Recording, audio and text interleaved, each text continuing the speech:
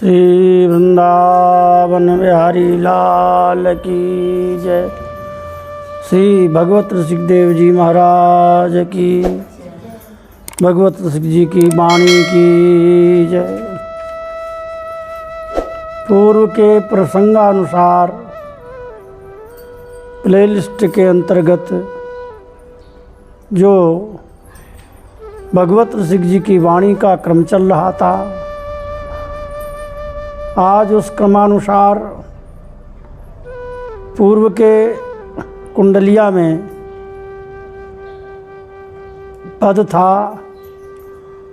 अनहोनी कछु होय नहीं, होनी मिटे न कोय, देखो सीता दशरथ अति समर्थ तहाँ दोय, अति समर्थ तहाँ दोय, राम भरता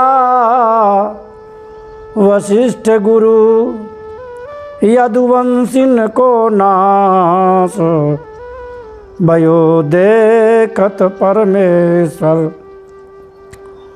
परीक्षित उर्व्याल मृतक पहिरायो, मौनी भगवत इच्छा जानी, नहीं या में अनहोनी।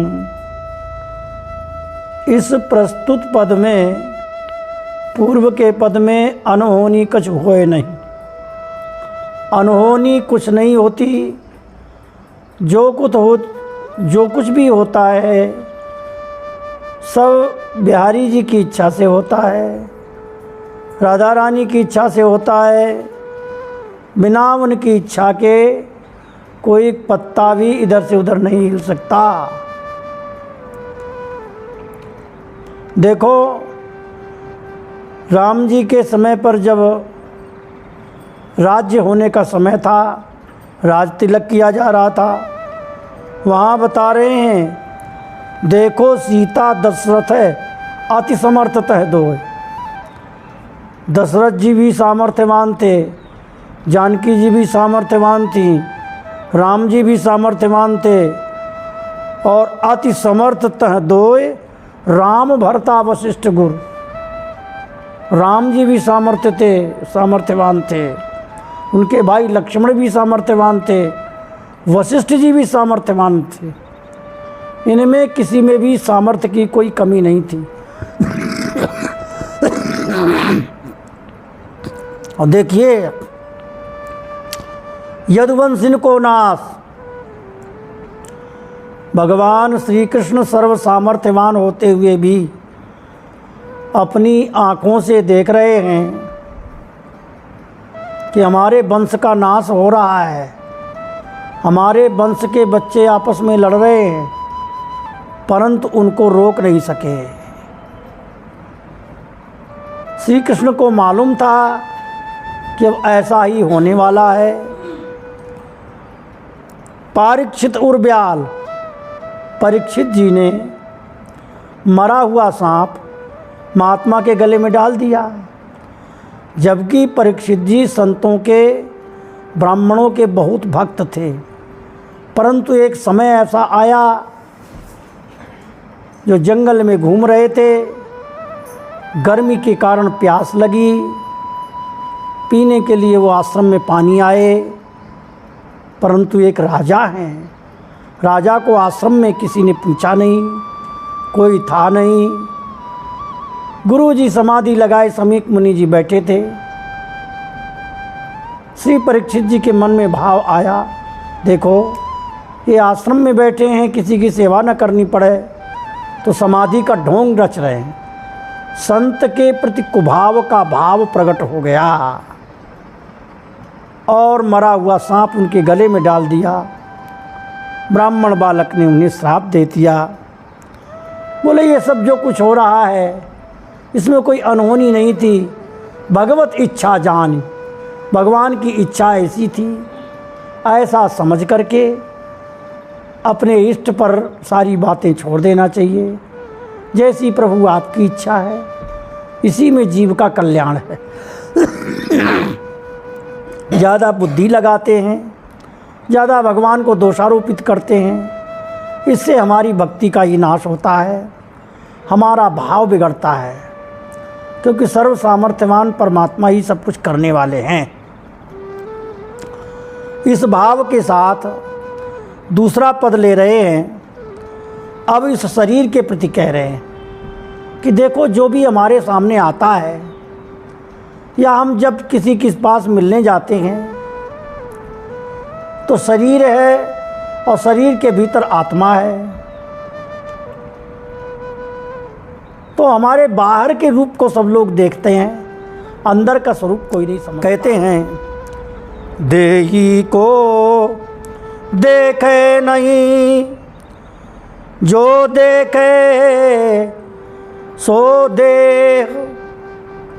देह के अंदर जो देही बैठा है, संत महात्मा अपने स्वरूप में स्थित होकर के, हम राधा कृष्ण के नित्य दास थे, आज भी दास हैं, हम श्री कृष्ण के सखा हैं, वो हमारे हैं, हम उनके हैं। दास्य भाव से, सखा भाव से, अथवा कुछ महात्मा अपने को गोपी भाव से, सखी भाव से उपासना करते हैं और कहते हैं मैं राधा रानी की सखी। अंदर से उनका भाव ये रहता है।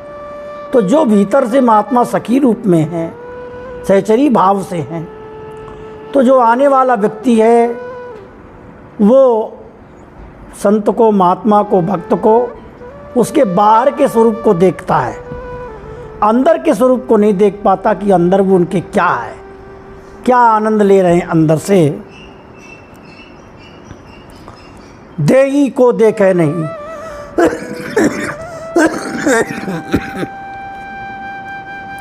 जो देखे सो दे। जो देखता है सो बाहरी देह को देखता है। भगवत सिंह जी ने एक बात कही ना, देह और देही के बारे में, कि मैं देह नहीं हूँ, मैं देही नहीं हूँ, मैं देह नहीं हूँ। ये देही देह से अलग है। जड़ भरत जी ने रघुगण से यही तो कहा। जड़ भरत जी ने रघुगण से कहा, हे राजा, मैं शरीर नहीं हूँ, मैं मन नहीं हूँ, मैं बुद्धि नहीं हूँ, मैं शुद्ध चैतन्य आत्मा हूँ, मेरा शरीर से कोई संबंध नहीं है, मैं देही हूँ, देह नहीं। तू राजा देह को देख रहा है। देह तो पंचभूत है, क्षिति जल पावक गगन समीर का तत्व का बना हुआ शरीर है। इसलिए इस देह को देखने से क्या लाभ होगा? मेरा तो देहाभिमान गलित हो गया है, तो हमें चाहे गाली दो, चाहे डंडों से मारो, चाहे अपमानित करो, हमें कोई फ़र्क नहीं पड़ेगा। तो जो अपने देह में, देही में जो महानुभाव स्थित हो जाते हैं, उन्हें संसार का मान अपमान नहीं व्यापता, मान अपमान का अनुभव नहीं होता। कह रहे हैं अब दक्ष प्रजापति ने शंकर भगवान को कितनी गाली दिया, पर शंकर भगवान ने सोचे, अरे ये देहाभिमानी जीव है, देह को देख रहा है, ये हमें नहीं देख रहा, हम तो भगवान के नित्य दास हैं, उनके स्वरूप में स्थित हैं, ये हमारे देही को नहीं देख रहा, देह को देख रहा है। कोई भी जवाब नहीं दिया, चुपचाप उठकर चले गए। इतना सब कुछ होने के बाद दक्ष ने कितना अपमान किया शंकर जी का, परंतु चुप रहे। तो देही को देखे नहीं, जो देखे सो देह। इसका तात्पर्य ये है कि हम लोग कहीं भी रहते हैं, उपासक का धर्म है कि कोई हमें यदि गाली दे रहा है, कोई अपमान कर रहा है या कोई सम्मान कर रहा है, तो वो देह को कर रहा है, हमें तो कोई कर नहीं रहा है। यदि कोई सम्मान कर रहा है तो हमारे भीतर जो बैठे ठाकुर जी हैं, बिहारी जी हैं, गुरु जी हैं, उनका कर रहा है। कोई अपमान कर रहा है तो शरीर को कर रहा है, हमें तो कर नहीं रहा। ददतु ददतु गालिम गालिवंतो भवंता, गाली दो भैया, तुम्हारे पास गाली रूपी संपत्ति है, हमारे पास है नहीं, तुम कहाँ से दें? इसलिए जो भी आता है वो देही को नहीं देह को ही देखता है। और देह क्या है? तीन भांति वही जात है विष्ठाक्रम के। इस शरीर का क्या है? तीन प्रकार है। जब शरीर से वो दिव्य आत्मा निकल जाता है तो कह तो विष्ठा के रूप में हो जाता है, मैला के रूप में, कह फिर कीड़े पड़ जाते हैं, और या फिर जला दिया जाता है तो राख बन जाता है। और क्या है इस शरीर का? विष्ठाक्रम कह खे गेह मलमूत्र जान को। ये शरीर क्या है? एक प्रकार से देखा जाए तो मलमूत्र बनाने की फैक्ट्री है। मलमूत्र का घर ही तो है, भांड है ये, इसमें और है क्या? परंतु इसके भीतर जो दिव्य आत्मा है, जो हमारा उपासक का स्वरूप है, जो भगवान का दासत स्वरूप है, पार्षद स्वरूप है, उस पर ध्यान किसी का नहीं जाता। जो म्यान होती है ना तलवार की, तलवार म्यान के भीतर तलवार होती है, कीमत तलवार की होती है, परंतु म्यान में चमकीले चमकीले गोटे लगे होते हैं, मखमली कपड़ा लगा होता है। तो म्यान को देखकर सब लोग ललचा जाते हैं, आहा कितनी सुंदर चमक रही ये तलवार, ये म्यान कितनी सुंदर है। परंतु ये पता नहीं उस म्यान के भीतर, म्यान तो ऊपर की वस्तु है, इसके भीतर वास्तव में तो तलवार है। तलवार की कीमत के कारण इस म्यान की कीमत है। तो भीतर जो देही बैठा है, जो भगवान बैठे हैं, उसके कारण ही इस शरीर की कीमत है। तो तोल नहीं तलवार मोल सब करत म्यान को। जितने लोग आते हैं सब म्यान को देखकर मोल करने लगते हैं। भक्तमाल में एक कथा आती है, एक भक्त थे, अब क्षत्रिय घर का शरीर था, राजा के सेवक थे, तो राजा के सेवक के साथ जंगल में आखेट करने गए तो कोई हिरनी थी, वो हिरनी को तलवार मार दिया। हिरनी की पेट में बच्चा था और वो बच्चा भी कट गया। उस दृश्य को देखकर उनका हृदय, उनकी माँ बहुत भक्त थी, भगवान की भक्त हृदय थे। अब भुवन सिंह चौहान उनका नाम था, राजस्थान के राजाओं के सेवक थे वो।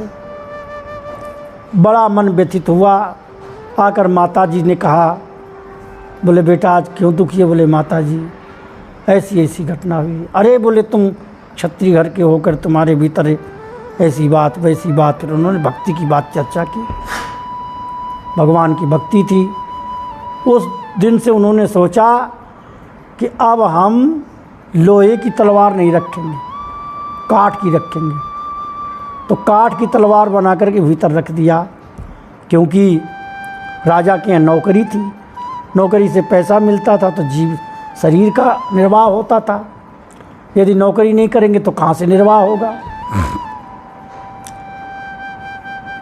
और दिन रात ठाकुर जी का नाम, भगवान का नाम जप करते रहते थे। एक समय की बात है, किसी सिपाही ने देख लिया कि तलवार इनकी काठ की है।